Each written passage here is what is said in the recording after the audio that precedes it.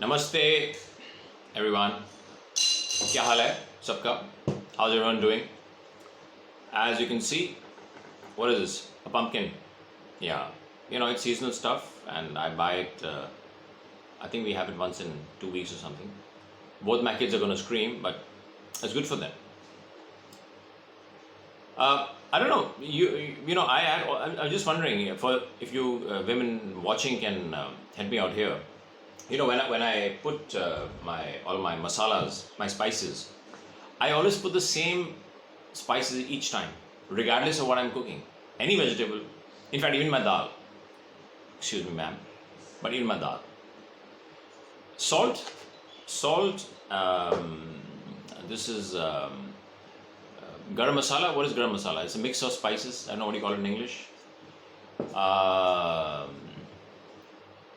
Haldi, turmeric powder, and cumin seeds, which is jeera, and ajwain, which is what is ajwain? I think it's carom seed or something. That's it. All these 5 standard spices goes into my cooking pot every day, regardless of the vegetable, and even my dals, all my dals. So obviously, I'm not going by the book. I know you women out there would probably be using exotic stuff like dalchini, cinnamon, which is cinnamon, I think, elaichi, cardamom, and possibly long, those cloves, and dhania, which is coriander, but my kids will take out everything which is green. They're allergic to green. So, and I'm sure these spices go into the pot at different stages, but hey, I add all them together. Give me a break, guys. Not my passion or my forte for cooking. Okay, so for all the women out there, forgive me. Now, last time I had asked all you students, how many students have done their homework? I gave you some homework in my last class. Raise your hands. Did you actually go back into your past decisions, at least the important decisions of your past, 10 years or more? And could you recall the circumstances, the reasons of the circumstances that prompted you to take a particular decision? And of course, the action that followed, and ultimately the consequences that resulted in your life. I'm betting that at least some of you managed to identify at least a couple of decisions where your mind played the role of a culprit, and the eventual the consequences did not bring you the kind of joy that you were expecting. So what kind of an animal is this mind of ours? What's the game plan? I remember a line from an Indian movie, Bollywood movie, that struck a chord within me. Saw it many years ago. Quote: most of us are God-fearing people, but not God-loving people. Unquote. And therein lies the root of our problem, guys, and man's basic insecurity in life. As a result, we are perpetually, desperately engaged in this never-ending quest to be loved and respected, or even envied by other human beings, and never mind the man upstairs, just to establish our own sense of worthiness. Essentially, what we are saying is, I won't believe I'm worth anything unless others validate it, and thus enters the mind. It creates a virtual image of your worthiness, our ego, and then pushes and drives you your entire life to establish, enhance, and enforce this image, to be a hero in the eyes of the world. So you have to be stronger, more powerful, richer, better dressed, bigger house, fancier car, more attractive than your neighbor, so that he bows down, the others bow down and accept that you are superior. At least that's what your mind tells you. It's like saying to your neighbor, if you don't love me, I'm going to cry. Sounds fun, doesn't it? Sounds ridiculous. But that's precisely what each one of us is trying to do. We are slaving like a donkey all day long, blood, sweat and tears. And finally it comes down to this line: if you don't love me, I'm going to cry. Can you imagine, guys? A complete and futile waste of your life. The mind uses this fear of being less or lesser or inferior to others to constantly push us to achieve power and accumulate materialistic wealth. Objects that would reflect the level of our own worthiness in the eyes of the world. Because if you don't bow down to me, I'm going to cry. Let me put this in perspective. Let's imagine you are a passenger on a cruise ship that gets caught up in a severe hurricane. Happens all the time. I've been in a lot of pretty ferocious storms out at sea. We'll catch up on that story another time. So here you are, a passenger on a cruise ship, massive storm. There's an accident, there's a fire on board, the whole ship catches fire and it sinks. By some miracle, you end up floating, you survive obviously, and you float onto a nearby remote island. But you're the only survivor, apart from lots of dozens of pieces of baggage and furniture which is just drifted out from the ship before it sank, stuff which is floating. So there you are, marooned on an island with no other inhabitants around.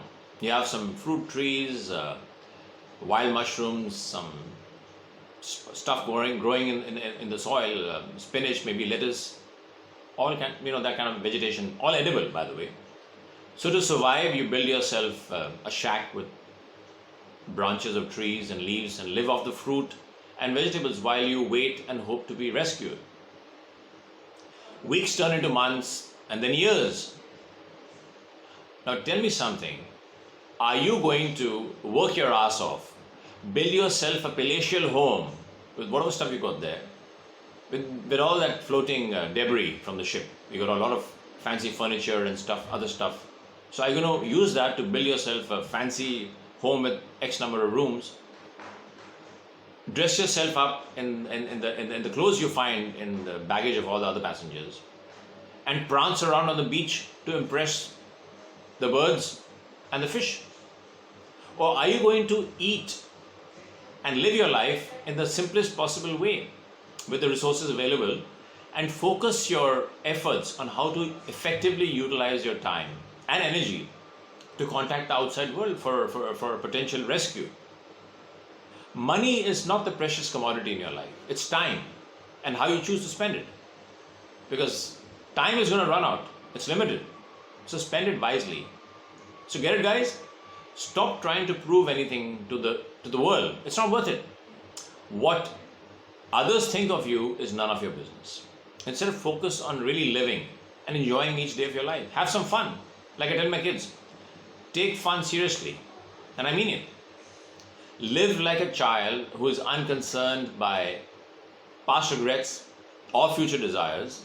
Live in the present moment. Enjoy the journey of life. Forget the destination. So just try it. Close your eyes and imagine you're on this island. Another island. Okay, let's put your family along with you. So there you are, you and your loved ones.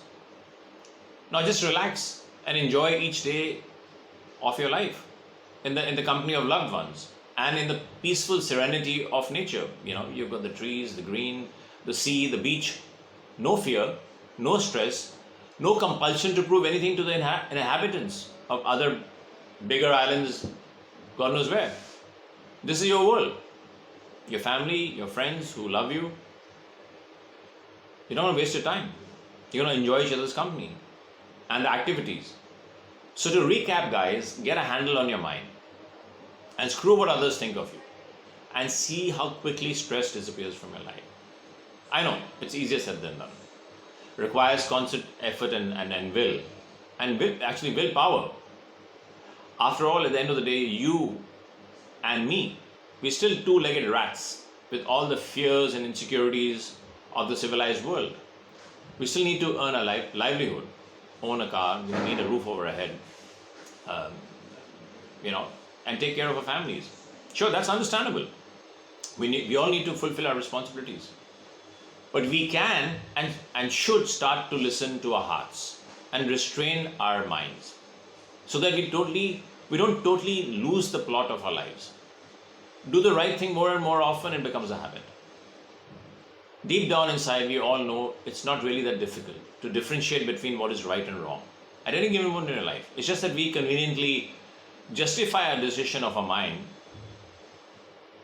to go along with the mind's call. But let's say one is genuinely confused. Follow this basic thumb rule. If your decision or action will only benefit you at the cost of others, that is, you suspect that your actions is going to cause distress or suffering to anyone else, know this, it's your mind at work. So immediately blow the whistle. Stop your mind, stop the match.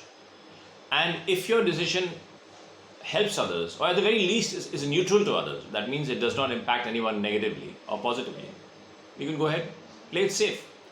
Err on the side of compassion. The mind takes from others, the heart gives to others. Remember, your gain lies in others' gain and not in others' pain. That's the basic karmic principle and the basic guiding law of the universe. So let's consider the selfish rat amongst us, like I used to be. Selfish rat who says, screw the world, I don't want to be a saint or help anyone apart from myself.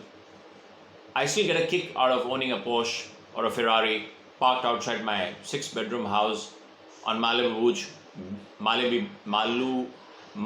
Beach. Did I get that right? I got it right. Malibu Beach or any other beach in an upscale neighborhood. So I will say to this rat, fine, go right ahead and invest your time and energy purely to benefit yourself. And guess what? The only sure shot way to guarantee your benefit is by benefiting others in the process of your actions. I kid you not, my friend. I really am not kidding you. You don't believe me? There's only one way to check it out. And that's what I did. Precisely what I did. I checked out this karmic principle in my own present life. Forget the past. I took appropriate decisions and actions that resulted, and then I waited for days, weeks, months, even years sometimes for the results to come in. And they did. The results came in. And I'm going to share my findings with you. But that's in the next class. Believe me, regular, skeptical, selfish rat, that's who I was. But if things, are actually panning out on the ground, you have to accept it, guys. So before I start my cooking for today, I want to ask my selfish rat guest, and there are lots of them, I used to be one, a question. Supposing your friend who works for a major corporation gives you a sure shot inside tip about an upcoming merger, a grand company merger that is planned, that's sure to fire up its profits, and he guarantees the stock price is going to double in a matter of months. Would you not invest in buying that stock? I would. Or let's say you have a real estate broker who's a relative of yours, and he urges you to buy an apartment near a planned highway project that is sure to shoot up in price. Obviously, when the highway is completed, the prices are going to rise, maybe double. Would you not buy it? Will you not invest in that project? I would. I mean, it makes logical sense with a 90% probability of making big money. It's a no-brainer, boss. So, until next time, my faithful class, adios, ciao, and we'll catch up. Be safe. And hey, to get to know each other better, I'd like to hear from you. So please do leave me your comments, likes, hopefully, and don't forget to subscribe to my channel. You can also reach me through my Facebook link that will be mentioned in the description below each video, as well as in the About section of the YouTube channel. Adios.